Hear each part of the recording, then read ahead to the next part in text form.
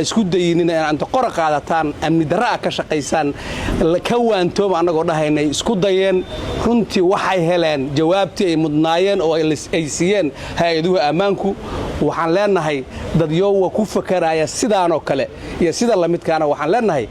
ka foorjignaada caasimadan waa ka dhamaatay qof inuu inta qori soo qaato uu yiraahdo waxaan uga hor imaanayaa dawladnimo waxaan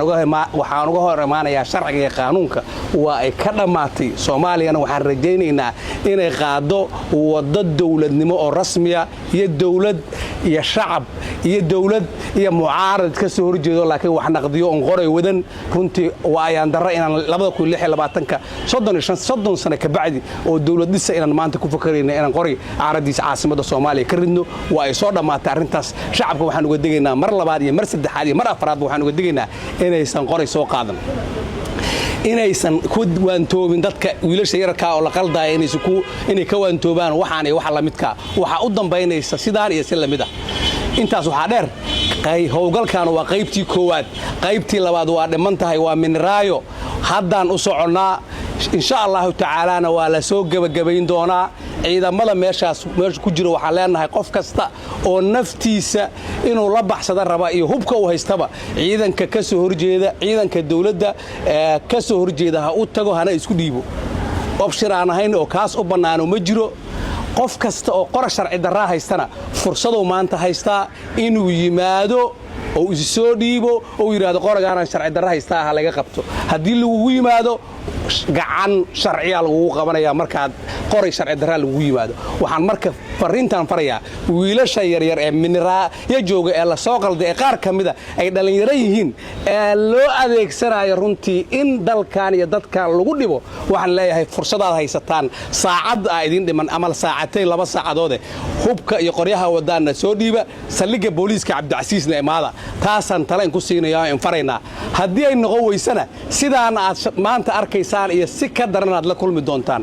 marnaba waxaan leenahay shala maanta ma ana warjooga ka jooga digniinteena qaata shala diidaneedeen digniinteena maanta idin digaynaa markaan leenahay shala maanta maahan hadallada aan dhahayno awaamirta aan bixinayno maahan kuwa afka laga dhahayo waa kuwa ficil la socdo oo aad bari arki doontaan sida maanta oo arkaysaan oo kale waxaad haysataan fursad hadalka aan dhahaynaana waa fursad qaaliya qoryihiinana soo dhiiba kana soo taga dadka raba inay dhiigiina iyo naftiina inay ku meel gaaraan oo shacabka hooyadiin iyo aabihiin iyo walaalihiin inay ku dhax dagaalamaan raba ee idin dhiibo qoryahana waxaan idin leeyahay ka soo taga naftiina iyo shacabkiina iyo dalkiina iyo dadkiina u tura maalinta gacan la ku soo dhigo afis ma jiro doono maxaa yeelay waa la idin siiyay afis dambe oo idin haray ma jiro marka gacanta la ku soo dhigo hadaad dirirtaan hadaa madax tihiin iyo hadaad askar tihiinba dhamaantiinba waxaan leenahay fursadda ugu dambaysa haysataane ka taxadara hubkana soo dhiiba intaas waxa dheer waxaan shacabka caasimadda ku nool mar kale uga taxsiyeynaya wixii dhacay waxna qabta maahan